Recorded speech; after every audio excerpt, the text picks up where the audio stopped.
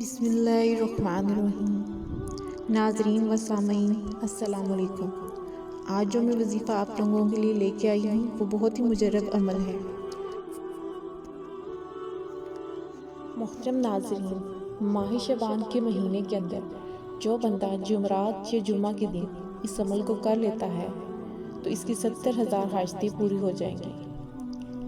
مثلاً دولت، شہرت، عزت، شفا، اولاد، شادی، گھر، گاڑی، صرف یہ ایک وظیفہ کرنے سے سب کچھ مل جائے گا۔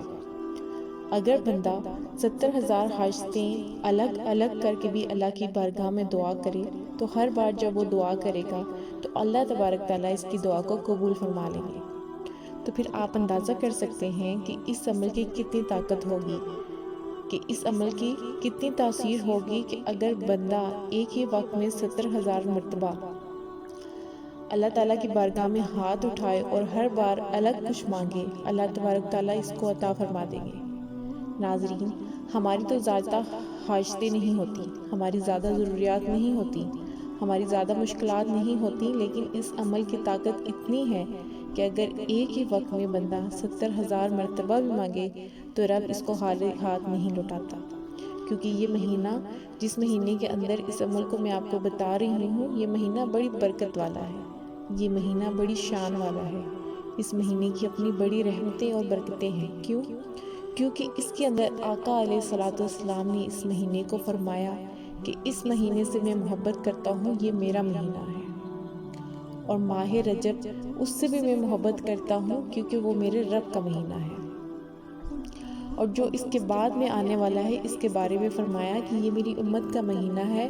اور دیکھیے ناظرین، آقا علیہ الصلوۃ والسلام ہمیشہ اپنے آپ کو درمیان میں رکھا، ادھر رب کی ذات ہے، ادھر امت ہے، تو فرمایا درمیانہ مہینہ میں اپنے لیے رکھتا ہوں۔ فرمایا درمیان میں کھڑا ہوں، ادھر میرے رب کی ذات ہے، ادھر میری امت ہے۔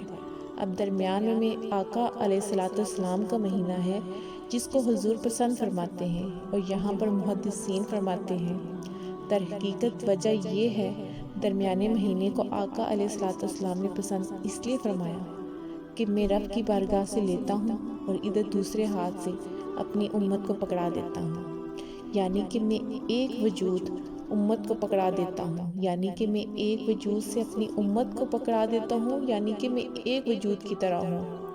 ایک میرا ہاتھ دائیں جانب اپنی رب کی جانب ہے اور ایک میرا ہاتھ امت کی جانب ہے، اور فرمایا یہ درمیانی کیفیت یعنی کہ رجب ہے، ادھر میرا ایک ہاتھ ہے، ایک میرا رمضان کی طرف ہاتھ ہے۔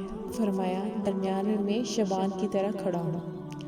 فرمایا کہ میں اللہ کی بارگاہ سے لیتا ہوں، اپنی امت کو عطا فرما دیتا ہوں۔ دوستو، آپ اس بات کا اندازہ لگائیں کہ اس مہینے کو جس کے بارے میں حضور فرماتے ہیں کہ میرا مہینہ ہے اور ساری کائنات رب نے بنائی ہے اپنے حبیب کے لیے، تو پھر آپ جب اس حبیب کا وسیلہ دیکھ کر اور جس مہینے سے آقا علیہ الصلوۃ والسلام پیار کرتے ہیں، تو آپ جب یہ وسیلہ رب کی بارگاہ میں پیش کریں گے تو انشاءاللہ آپ ہاتھ بعد میں چہرے پر پھیریں گے، اللہ آپ کی مشکل کو پہلے آسان فرما دے گا۔ ناظرین، یہ عمل بڑا قیمتی ہے۔ اگر کسی میری ماں بہن کو اولاد کا مسئلہ ہے یا گھر کے اندر ایسا مسئلہ ہے کہ بیماریاں ہیں، تو آپ نے ایک گلاس پانی رکھ لینا ہے، پانی کے اوپر دم کر کے آپ سارے گھر والے بھی پی سکتے ہیں اور سب کو انشاءاللہ شفا یابی ہوگی۔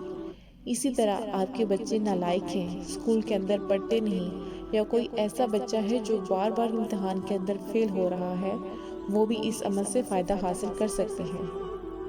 اسی طرح آپ کہیں پر کوئی مقدمہ چل رہا ہے، کسی عدالت کے اندر کوئی کیس چل رہا ہے اور آپ چاہتے ہیں کہ آپ کو وہاں پر بھی فتح ہو، تو پھر بھی آپ اس عمل سے فائدہ حاصل کر سکتے ہیں۔ آپ کا جو مقصد ہوگا، آپ نے اس مقصد کو اپنے ذہن میں رکھنا ہے، اپنے دماغ میں رکھنا ہے، اور اسی طرح اس کے بعد کاروبار نہیں چلتا تو آپ نے اس کے لیے بھی اس عمل کو کرنا ہے، اور اس عمل کے ذریعے آپ خود نظارے دیکھیں گے کہ پھر آپ کا کاروبار کتنا عروج پر جاتا ہے۔